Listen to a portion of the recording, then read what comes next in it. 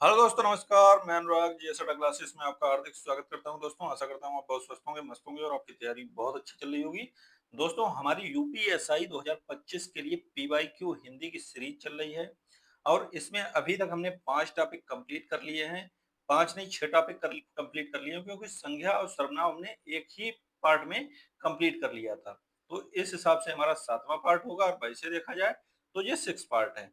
आज हम कंप्लीट करेंगे अव्यय को, और ये पीवाईक्यू जो हैं 1991 से अब तक विभिन्न परीक्षाओं में पूछे गए प्रश्नों का संग्रह है।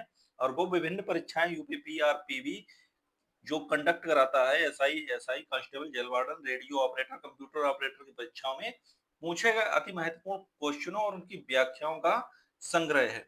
तो चलिए आज शुरू करते हैं अव्यय को। बहुत ही मोस्ट इंपॉर्टेंट टॉपिक है और बहुत ही शानदार प्रश्नों की श्रृंखला है। तो आइए शुरू करते हैं। तो अव्यय में सबसे पहला जो हमारा क्वेश्चन है वो परिभाषा एवं भेद से है। सबसे पहला है, हमें प्रतिदिन सूर्य नमस्कार करना चाहिए। रेखांकित शब्द जो प्रतिदिन है उसको पहचानिए। ये क्या है? उपसर्ग है, अव्यय है, सर्वनाम है कि कारक है? तो ये क्या है? अव्यय है। अब अव्यय होते क्या हैं? तो हमें प्रतिदिन सूर्य नमस्कार करना चाहिए, वाक्य में प्रतिदिन अव्यय है। तो अव्यय वे शब्द होते हैं जिनका किसी भी कारक, पुरुष, लिंग, वचन के अनुसार नहीं बदलता है। नेक्स्ट की बात करें, निम्नलिखित प्रश्नों में 4 विकल्पों में से उस सही विकल्प का चयन करें जो रेखांकित शब्दों के सही अव्यय के भेद हों। अब इसमें लेकिन लिखा हुआ है, सबने उसे बुरा कहा लेकिन वह अच्छा बना। तो रेखांकित शब्द लेकिन है, तो इसी को पहचानना कह रहा क्या है? तो ये समुच्चय बोधक अव्यय हो जाएगा। प्रस्तुत वाक्य में रेखांकित अंश समुच्चय बोधक अव्यय का उदाहरण है। नेक्स्ट की बात करें, निम्नलिखित प्रश्न में 4 विकल्पों में से उस सही विकल्प का चयन करें जो रेखांकित शब्दों के सही अव्यय के भेद हों। सीता के आगे रमा खड़ी है। तो सीता के आगे रमा खड़ी है, ये संबंध बोधक अव्यय हो जाएगा। सीता के आगे रमा खड़ी है, इस वाक्य में आगे शब्द कालवाचक संबंध बोधक अव्यय है। जिन शब्दों के रूप, लिंग, वचन और कारक से विकार रहित बने रहते हैं उन्हें अव्यय या अविकारी शब्द कहते हैं। वे अव्यय जिनसे संज्ञा या सर्वनाम का संबंध वाक्य के दूसरे शब्दों से जाना जाता है, संबंध बोधक अव्यय कहलाते हैं। नेक्स्ट क्वेश्चन की बात करें, जिन शब्दों में लिंग, वचन, कारक आदि के कारण कोई परिवर्तन नहीं होता है तो वो अव्यय कहलाते हैं। जैसे तथा, किंतु, परंतु, एवं, अर्थात अव्यय के 4 भेद होते हैं। नेक्स्ट की बात करें तो 4 भेद कौन कौन से हैं? क्रिया विशेषण, दूसरा संबंध बोधक, तीसरा समुच्चय बोधक और चौथा है विस्मयादि बोधक।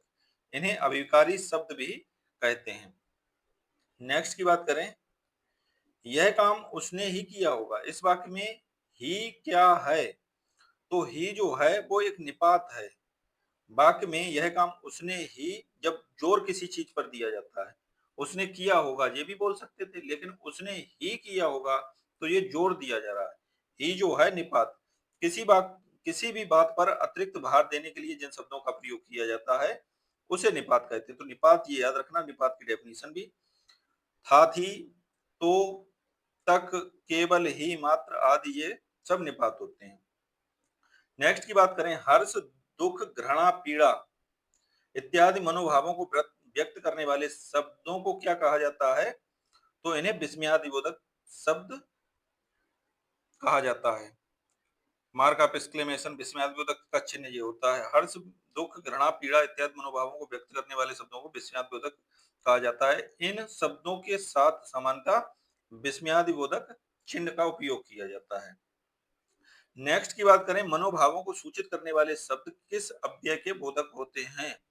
तो ये होते हैं विस्मयादिबोधक। मन के भावों को, जैसे अरे, वाह, ओह, छी, तो ये मन के भावों को व्यक्त कर रहे हैं, तो ये विस्मयादिबोधक अव्यय है। और ये विस्मयादिबोधक अव्यय के 7 भेद होते हैं। हर्ष बोधक, हर्ष में बोधक में आहा, वाह आदि आएगा। शोक बोधक में आहा, ओह, हाय। आश्चर्य बोधक में क्या, ए, हैं। अनुमोद बोधक में अच्छा, ठीक, हाँ हाँ। तिरस्कार बोधक में छी, दुर। स्वीकार बोधक में जी हाँ। संबोधन बोधक में अरे, अजी, हे, रे। अरे, हैं, ए, ओह इत्यादि इसमें किस प्रकार के अव्यय हैं? तो इसमें आश्चर्यबोधक अव्यय हैं। अरे, हैं, ए, ओह इत्यादि में आश्चर्यबोधक अव्यय हैं। जिन अव्यय के साथ विस्मयादिबोधक चिन्ह का प्रयोग किया जाता है, वो आश्चर्यबोधक अव्यय कहलाते हैं। नेक्स्ट क्वेश्चन की बात करें, अव्यय के लिए इनमें से कौन सा कथन सही है? तो ये अविकारी होते हैं। ये कथन सही है और सभी गलत हो जाएंगे। अविकार अव्यय अविकारी शब्द होते हैं। अव्यय वे शब्द हैं जिनमें लिंग वचन पुरुष कारक आदि से कोई विकार या रूप परिवर्तन नहीं होता, वस्तुतः किसी भी स्थिति में अव्यय का रूप वैसा का वैसा बना रहता है। जैसे गोविंद तेज दौड़ता है, इसमें तेज जो है शब्द सभी अवस्थाओं में समान है अतः अव्यय है। नेक्स्ट की बात करें, इसमें से कौन सा शब्द कालवाचक अव्यय का उदाहरण है? इधर उधर, तब, दूर, यहाँ। तो तब जो हो जाएगा वो कालवाचक क्रिया विशेषण। तो वे क्रिया विशेषण जो शब्द जो हमें क्रिया के होने के समय का बोध कराते हैं, कालवाचक क्रिया विशेषण कहलाते हैं। जैसे यदा, जब, तदा, तब, कदा, कब, सदा, सर्वदा, हमेशा, प्रातः, सुबह, शीघ्र, जल्द, दिवा, दिन में आदि कालवाचक क्रिया विशेषण के उदाहरण हैं। तो ये कालवाचक अव्यय भी यही कहलाते हैं। नेक्स्ट, अव्यय को क्या कहा जाता है? तो अव्यय को अविकारी शब्द बोला जाता है, विकारी नहीं, अविकारी। अव्यय को अविकारी शब्द कहा जाता है। अव्यय ऐसे शब्द को कहते हैं जिनके रूप में लिंग वचन कारक पुरुष इत्यादि के कारण कोई विकार उत्पन्न नहीं होता। ऐसे शब्द हर स्थिति में अपने मूल रूप में बने रहते हैं, इसलिए ऐसे शब्द अविकारी होते हैं। इनका कोई व्यय नहीं होता है, अतः ये अव्यय हैं। जैसे तब, जब, तब, अभी, उधर, कब, वहां, ठीक, अरे। नेक्स्ट, दो शब्दों वाक्यांशों अथवा वाक्यों को परस्पर मिलाने वाले अव्यय को क्या कहते हैं? तो उसे बोलते हैं समुच्चय बोधक अव्यय। दो शब्दों वाक्यांशों अथवा वाक्यों को परस्पर मिलाने वाले अव्यय को समुच्चय बोधक अव्यय कहते हैं। तथा, और, एवं, किंतु, परंतु, अथवा और लेकिन आदि। नेक्स्ट की बात करें, इनमें से स्थितिवाचक अव्यय कौन सा है? तो ये बाहर जो हो जाएगा, ये स्थितिवाचक अव्यय का उदाहरण है। ये क्रिया विशेषण अव्यय का एक उपभेद है। नेक्स्ट की बात करें, इनमें से संबंध सूचक अव्यय का उदाहरण कौन सा है? तो संबंध सूचक अव्यय का उदाहरण हो जाएगा, पहला ही हो जाएगा, धन के बिना किसी का काम नहीं चलता। उसने परिश्रम किया इसलिए वह सफल हो गया, तो धन के बिना किसी का काम नहीं चलता। बाकी में धन के बिना किसी का काम नहीं चलता में संबंध सूचक अव्यय है। वे शब्द जो किसी संज्ञा के आगे आकर उस शब्द का संबंध वाक्य के दूसरे शब्द के साथ स्थापित करते हैं, उसे संबंध सूचक अव्यय कहते हैं। संबंध सूचक अव्यय के तीन प्रकार हैं, प्रयोग के आधार पर, अर्थ के आधार पर और व्युत्पत्ति के आधार पर। नेक्स्ट, इनमें से विस्मयादिबोधक अव्यय का उदाहरण कौन सा है? तो धन्य धन्य जो हो जाएगा, ये विस्मयादिबोधक अव्यय हो जाएगा। ऐसे शब्द जिनमें लिंग वचन कारक आदि के कारण कोई परिवर्तन नहीं होता, अव्यय कहलाते हैं। अव्यय के भेद चार हैं, क्रिया विशेषण, समुच्चय बोधक और संबंध बोधक, विस्मयादि बोधक। नेक्स्ट की बात करें, वह काम नहीं करता वाक्य में अव्यय पद कौन सा है? तो नहीं जो हो जाएगा वो अव्यय पद हो जाएगा। वह काम नहीं करता वाक्य में नहीं शब्द लिंग वचन कारक आदि पर कोई प्रभाव नहीं पड़ता, अर्थात नहीं अव्यय शब्द है। इसका मूल रूप स्थिर है, कभी नहीं बदलता। ऐसे शब्द जिनमें लिंग वचन पुरुष कारक आदि के कारण कोई विकार उत्पन्न नहीं होता, अव्यय कहलाते हैं। ये शब्द सदैव अपरिवर्तित, अविकारी एवं अव्यय रहते हैं, अतः कब, किधर, किंतु, जब आदि। नेक्स्ट की बात करें, निम्नलिखित प्रश्न में चार विकल्पों में से उस सही विकल्प का चयन करें जो रेखांकित शब्दों का सही अव्यय का भेद हो। आज दिन भर वर्षा होती रही, तो ये क्रिया विशेषण अव्यय हो जाएगा। आज दिन भर वर्षा होती रही, तो दिन भर जो है वो क्रिया विशेषण अव्यय है। दिए गए विकल्प में रेखांकित शब्दों का सम्यक अव्यय कालवाचक क्रिया विशेषण अव्यय का उदाहरण है। नेक्स्ट की बात करें, क्रिया विशेषण, धावक तेज गति से दौड़ते हैं, इसमें तेज गति क्रिया विशेषण का कौन सा भेद है? तो ये हो जाएगा आपका परिमाणवाचक। तेज गति जो हो जाएगा वो परिमाणवाचक हो जाएगा। कैसे? उक्त वाक्य में परिमाणवाचक भेद है। परिमाणवाचक क्रिया विशेषण के अंतर्गत आता है, जैसे अधिकता बोधक, न्यूनता बोधक, पर्याप्त वाचक। तुलनावाचक, श्रेणीवाचक आदि। धावक तेज गति से दौड़ता है। क्रिया विशेषण, जिस शब्द से क्रिया विशेषण या दूसरे क्रिया विशेषण की विशेषता प्रकट हो उसे क्रिया विशेषण कहते हैं। जैसे राम धीरे धीरे टलता, तो धीरे धीरे क्या हो जाएगा, क्रिया विशेषण हो जाएगा। नेक्स्ट की बात करें, मैं रोज पढ़ता हूँ। वाक्य में क्रिया विशेषण का भेद कौन सा है, तो कालवाचक हो जाएगा, मैं रोज पढ़ता हूँ। वाक्य में कालवाचक क्रिया विशेषण है। जो अभिकारी शब्द किसी क्रिया के होने के समय बताते हैं उन्हें कालवाचक क्रिया विशेषण कहते हैं। जैसे परसों, पहले, पीछे, कभी, अब तक। रीतिवाचक क्रिया विशेषण, जो शब्द किसी क्रिया के करने के तरीके का बोध कराएं वह रीतिवाचक क्रिया विशेषण कहलाते हैं। जैसे अचानक, धीरे, फटाफट, यथाशक्ति। परिमाणवाचक क्रिया विशेषण, जो अभिकारी शब्द किसी क्रिया के परिमाण अथवा निश्चित संख्या का बोध कराते हैं उन्हें परिमाणवाचक क्रिया विशेषण कहते हैं। जैसे कुछ, थोड़ा, काफी, केवल इत्यादि। नेक्स्ट क्वेश्चन की बात करें, क्रिया विशेषण के कितने भेद हैं, तो क्रिया विशेषण के 4 भेद होते हैं और प्रयोग के आधार पर जो है वो 3 भेद है, साधारण, संयोजक और अनुबंध। और रूप के आधार पर भी 3 भेद है, मूल क्रिया विशेषण, यौगिक क्रिया विशेषण और स्थानीय क्रिया विशेषण। अर्थ के आधार पर भेद, परिमाणवाचक, रीतवाचक 2 हैं और आपका परिमाणवाचक के उपभेद 5 हैं, अधिकता बोधक, न्यूनता बोधक, पर्याप्त बोधक, तुलना बोधक और श्रेणीवाचक। और समानता क्रिया विशेषण के 4 भेद हैं, रीतवाचक, कालवाचक, स्थानवाचक और परिमाणवाचक। नेक्स्ट की बात करें, माँ सुबह नाश्ता बनाती है, इसमें कौन सा क्रिया विशेषण है, तो कालवाचक क्रिया विशेषण हो जाएगा। कालवाचक क्रिया, इसमें समय का बोध, आज, कल, तुरंत, पीछे, पहले, अब, जब, तब, कभी कालवाचक क्रिया विशेषण के अंतर्गत आते हैं। नेक्स्ट की बात करें, स्थानवाचक में स्थान का बोध होता है, जैसे यहाँ, वहां, कहाँ, जहां, यहाँ से, वहां से, इधर उधर। नेक्स्ट की बात करें, दिशावाचक में दिशा का बोध होता है, जैसे इधर उधर, ऊपर, दूर, परे, अलग, दाहिने, बाएं, आर पार। नेक्स्ट रीतवाचक में प्रकार, निश्चय, कारण, निश्चय, अनिश्चय, स्वीकार, निषेध, अवधारणा। परिमाणवाचक जैसे अतिरिक्त, अधिकता बोधक, न्यूनता बोधक, पर्याप्त बोधक, तुलनावाचक और श्रेणीवाचक। नेक्स्ट की बात करें, रात को अचानक वर्षा होने लगी में क्रिया विशेषण का कौन सा भेद है, तो ये रीतिवाचक क्रिया विशेषण हो जाएगा। रात को अचानक वर्षा होने लगी, इस बात पंक्ति में रीतिवाचक क्रिया विशेषण हो जाएगा। नेक्स्ट की बात करें, जो शब्द क्रिया की विशेषता बताएं उसे क्रिया विशेषण कहते हैं। जो शब्द क्रिया की विशेषता बताएं उसे क्रिया विशेषण कहते हैं। क्रिया विशेषण के 4 प्रकार होते हैं, कालवाचक, स्थानवाचक, रीतिवाचक और परिमाणवाचक। नेक्स्ट क्वेश्चन की बात करें, दिए गए विकल्पों में कौन सा विकल्प कालवाचक क्रिया विशेषण नहीं है, तो बाहर भीतर जो है वो कालवाचक क्रिया विशेषण नहीं है। बाहर भीतर विकल्प कालवाचक क्रिया विशेषण नहीं है। शेष विकल्प आज तक, बहुधा, प्रतिवर्ष कालवाचक क्रिया विशेषण हैं।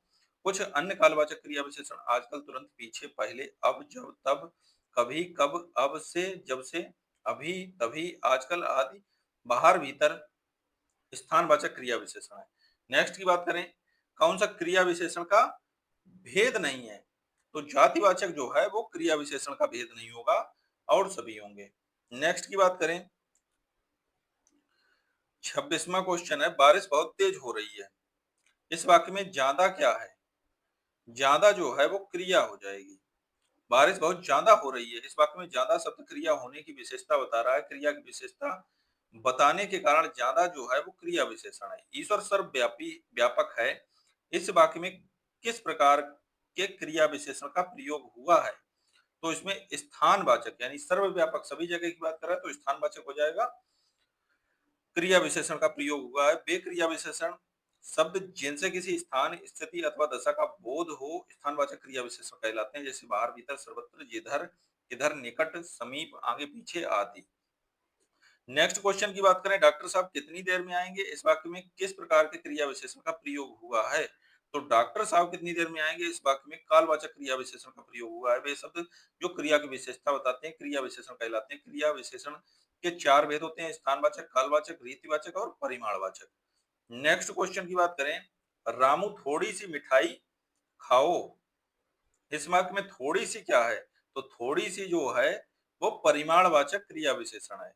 रामू थोड़ी सी मिठाई खाओ में थोड़ी सी मिठाई की मात्रा बता रहा था, परिमाणवाचक क्रिया विशेषण। परिमाणवाचक क्रिया विशेषण ऐसे अभिकारी शब्द जो हमें क्रिया के परिमाण या उसकी मात्रा संख्या के बारे में बताते हैं, वे शब्द परिमाणवाचक क्रिया विशेषण कहलाते हैं।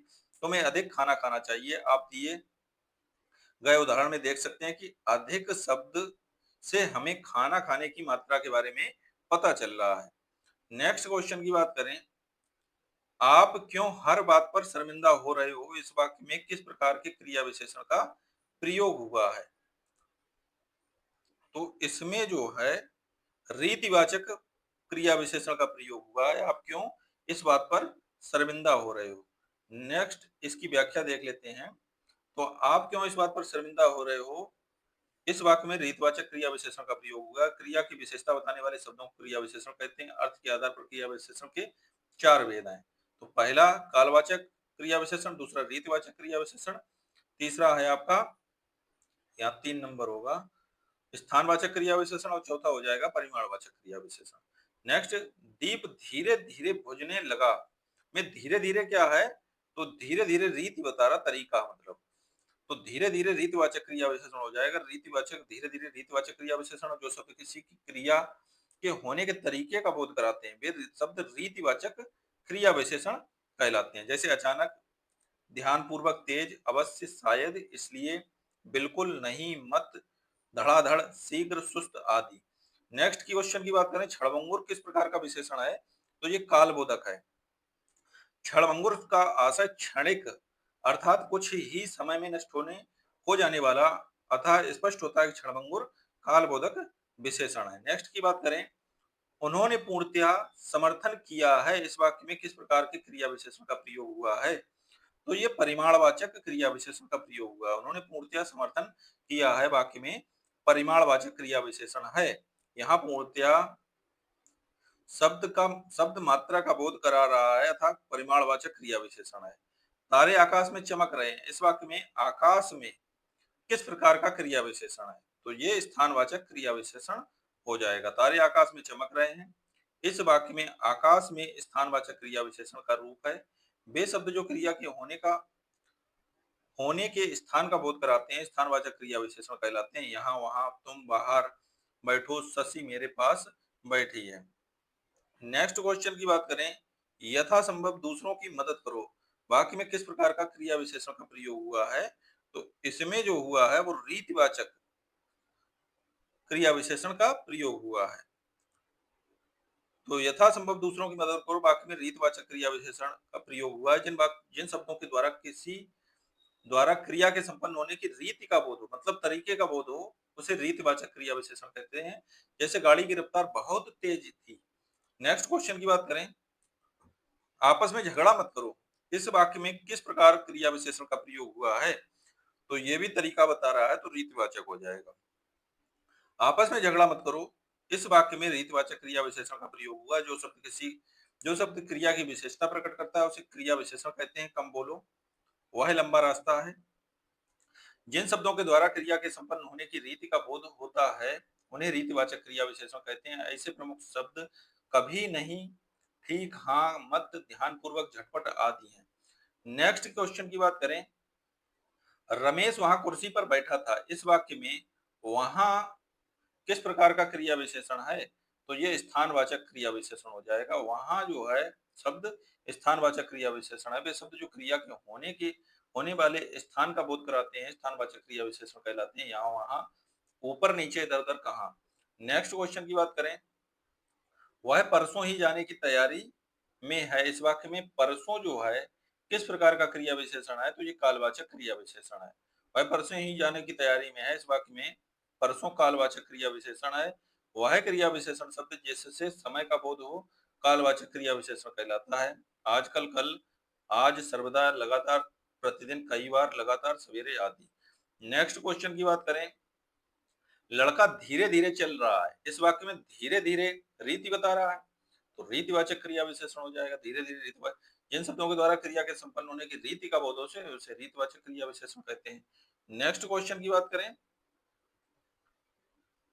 कृपया मेरी थोड़ी सी मदद करो, इस वाक्य में थोड़ी सी क्या है, तो थोड़ी सी परिमाण मात्रा बता रहा है। जिस विशेषण से संज्ञा के परिमाण का बोध हो उसे परिमाणवाचक विशेषण कहते हैं। यह किसी वस्तु की नाप या तौल का बोध कराता है, जैसे थोड़ा पानी, कुछ पानी, सब, धन, शेर भर दूध, तोला भर सोना और घी इत्यादि। विशेषण को देख लेते हैं। तो ये विशेषण के वेग की बात करें तो सर्वनामिक विशेषण में मौलिक सर्वनामिक विशेषण, यौगिक सर्वनामिक विशेषण, फिर गुणवाचक विशेषण और संख्यावाचक विशेषण। फिर एक आता है परिमाणवाचक। परिमाणवाचक में निश्चित परिमाणवाचक और अनिश्चित परिमाणवाचक आ जाता है। तो यहाँ पर अनिश्चित परिमाणवाचक जो हो जाएगा वो, और यही निश्चित संख्या में तो गणनावाचक, क्रमवाचक, आवृत्तिवाचक, समुदायवाचक और प्रत्येक बोधक हो जाएगा। नेक्स्ट की बात करें, कभी कभी मेरे दिल में ख्याल आता है, कौन सा क्रिया विशेषण है ये? तो कालवाचक हो जाएगा। कभी कभी समय के टाइम की बात कर रहा है, कभी कभी मेरे दिल में ख्याल आता है, वाक्य में कालवाचक क्रिया विशेषण का उदाहरण है। नेक्स्ट क्वेश्चन की बात करें, मुझे साल भर वेतन नहीं मिला, इस वाक्य में किस प्रकार के क्रिया विशेषण का प्रयोग हुआ है? तो इसमें कालवाचक क्रिया विशेषण का प्रयोग हुआ है। मुझे साल भर वेतन नहीं मिला, वाक्य में कालवाचक क्रिया विशेषण का प्रयोग हुआ है। वे क्रिया विशेषण शब्द जिनके माध्यम से क्रिया के होने वाले समय का बोध हो, कालवाचक क्रिया विशेषण कहलाते हैं। नेक्स्ट क्वेश्चन की बात करें, आपसे अरसे बाद मुलाकात हो रही है, इस वाक्य में किस प्रकार के क्रिया विशेषण का प्रयोग हुआ है? तो इसमें कालवाचक क्रिया विशेषण का प्रयोग हुआ। आपसे अरसे के बाद मुलाकात हो रही है, वाक्य में कालवाचक क्रिया विशेषण है। जो विकारी शब्द किसी क्रिया के होने का समय बताते हैं उन्हें कालवाचक क्रिया विशेषण कहते हैं, जैसे पहले, परसों, पीछे, कभी, अब, तब, अब तक, अभी अभी, बार बार इत्यादि। नेक्स्ट क्वेश्चन की बात करें, मंत्री जी ने पर्याप्त समय दिया, इस वाक्य में किस प्रकार के क्रिया विशेषण का प्रयोग हुआ है? तो इसमें परिमाणवाचक, पर्याप्त की बात कर रहे हैं, परिमाणवाचक हो जाएगा जाके। मंत्री जी ने पर्याप्त समय दिया, वाक्य में परिमाणवाचक क्रिया विशेषण का प्रयोग हुआ है। क्रिया विशेषण जिस शब्द से क्रिया की विशेषता प्रकट हो उसे क्रिया विशेषण कहे। अर्थ के आधार पर चार भेद हैं, परिमाणवाचक, रीतवाचक, स्थानवाचक और कालवाचक। परिमाणवाचक में कुछ लगभग पर्याप्त आ जाता है, रीतवाचक में शायद, ठीक, अवश्य, सही आदि। स्थानवाचक में यहाँ वहां, ऊपर नीचे। और कालवाचक में अब, कब, निरंतर, आज आदि आ जाएंगे। नेक्स्ट की बात करें, चोर वहां दीवार के पास खड़ा था, वाक्य में वहां किस प्रकार का क्रिया विशेषण है? तो ये स्थानवाचक क्रिया विशेषण हो जाएगा। आपको स्थान की जानकारी दे रहा है कि दीवार के पास खड़ा था, चोर दीवार के पास खड़ा था, वाक्य में वहां जो शब्द आ रहा है वहां की बात कर रहा है, तो वहां जो है स्थान की बोध करा रहा है। वे विकारी शब्द जो क्रिया के व्यापार स्थान का बोध कराते हैं स्थानवाचक क्रिया विशेषण कहलाते हैं, जैसे यहाँ, वहां, कहा, जहां, सामने, नीचे, ऊपर, आगे, भीतर, बाहर, ये सब स्थानवाचक क्रिया विशेषण के उदाहरण हैं। नेक्स्ट क्वेश्चन की बात करें, गणेश चतुर्थी से पूर्व शिल्पकार गणेश की मूर्तियां बनाने के लिए दिन रात काम करते हैं, इस वाक्य में दिन रात किस प्रकार का क्रिया विशेषण है? तो ये कालवाचक क्रिया विशेषण यानी समय का बोध करा रहा है। गणेश चतुर्थी से पूर्व शिल्पकार गणेश की मूर्तियां बनाने के लिए दिन रात काम करते हैं, इस वाक्य में दिन रात कालवाचक क्रिया विशेषण है। वे क्रिया विशेषण शब्द जो हमें क्रिया के होने का समय का बोध कराते हैं कालवाचक क्रिया विशेषण कहलाते हैं, जैसे राम कल मेरे घर आएगा। नेक्स्ट क्वेश्चन की बात करें, मंत्री जी ने हड़ताल कर रहे श्रमिकों की समस्याओं को सुनने के लिए पर्याप्त समय दिया, वाक्य में किस प्रकार का क्रिया विशेषण है? तो ये पर्याप्त की बात करें तो पर्याप्त क्या हो जाएगा? परिमाण की बात हो जाएगा। तो मंत्री जी ने हड़ताल कर रहे श्रमिकों की समस्याओं को सुनने के लिए पर्याप्त समय दिया, वाक्य में परिमाणवाचक क्रिया विशेषण का प्रयोग हुआ। जिन अभिकारी शब्दों से क्रिया के परिमाण या उसकी संख्या का पता चलता है उसे परिमाणवाचक क्रिया विशेषण कहते हैं, जैसे बहुत, अधिक, पूर्णतया, पर्याप्त। नेक्स्ट की बात करें, काहे को परेशान हो रहे हो, इस वाक्य में किस प्रकार के क्रिया विशेषण का प्रयोग हुआ है? काहे को परेशान हो रहे हो, तो इसमें जो है वो रीति की बात कर रहा है, तरीके की। काहे को परेशान हो रहे हो रीतिवाचक क्रिया विशेषण हो जाएगा। काहे को परेशान हो रहे हो, इस वाक्य में रीतिवाचक क्रिया विशेषण का प्रयोग हुआ है। ऐसे अविकारी शब्द जो हमें क्रिया के होने के तरीके या विधि के बारे में बताते हैं वे शब्द रीतिवाचक क्रिया विशेषण कहलाते हैं। खरगोश तेज दौड़ता है, यहाँ तेज शब्द रीतिवाचक क्रिया विशेषण हो जाएगा। नेक्स्ट, कोरोना अचानक फैल गया, इस वाक्य में अचानक किस प्रकार का क्रिया विशेषण है?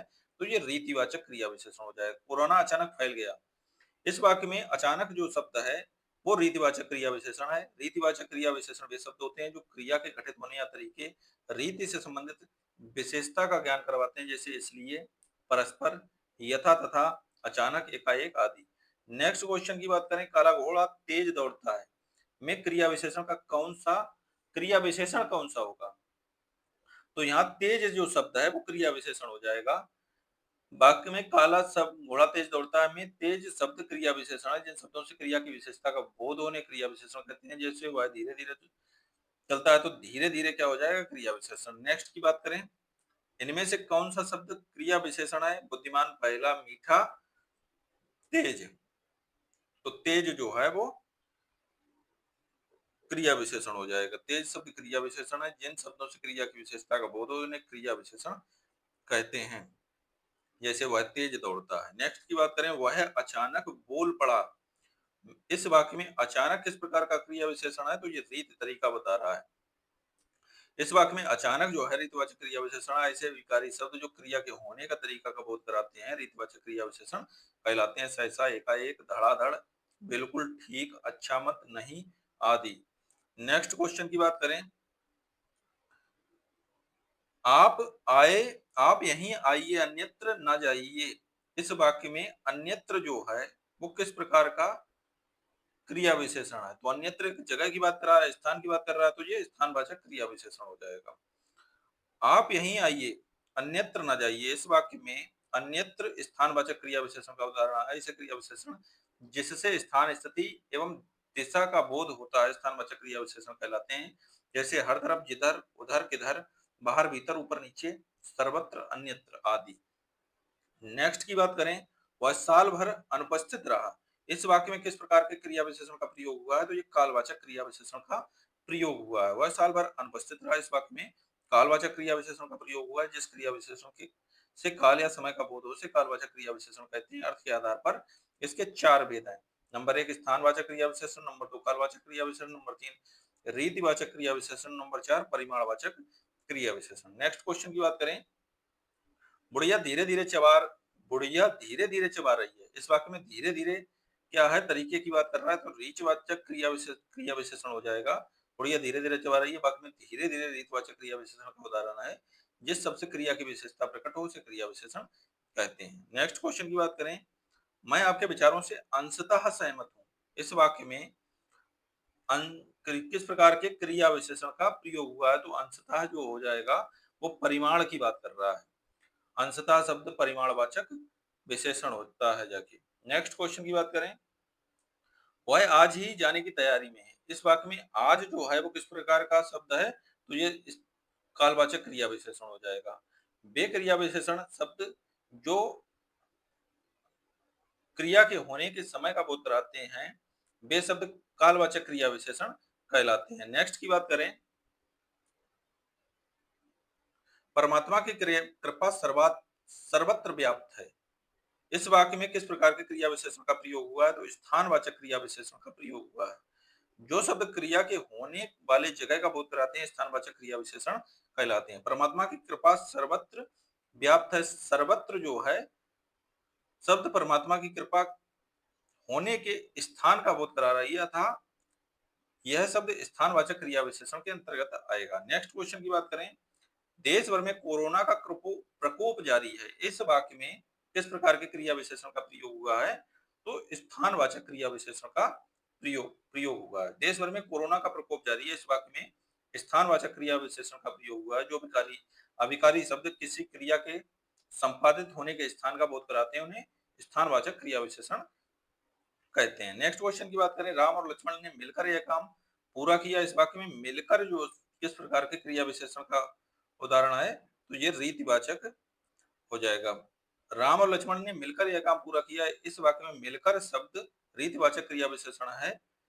जिन शब्दों के द्वारा क्रिया के संपन्न होने की रीति का बोध होता है उसे रीतिवाचक क्रिया विशेषण कहते हैं। जैसे सुरेश भली भांति अच्छा कार्य कर रहा था। नेक्स्ट क्वेश्चन की बात करें, जिले भर में डेंगू का प्रकोप जारी है। इस वाक्य में किस प्रकार के क्रिया विशेषण का प्रयोग हुआ है? तो जिले भर में पूरे की बात कर रहा है जाके, तो स्थान की बात कर रहा है, तो स्थानवाचक हो जाएगा। जिले भर में डेंगू का प्रकोप जारी है, वाक्य में स्थानवाचक क्रिया का प्रयोग हुआ है। स्थानवाचक क्रिया विशेषण वे होते हैं जो क्रिया के होने वाली जगह का बोध कराते हैं। यहाँ, कहाँ, पास, दूर, उस, और।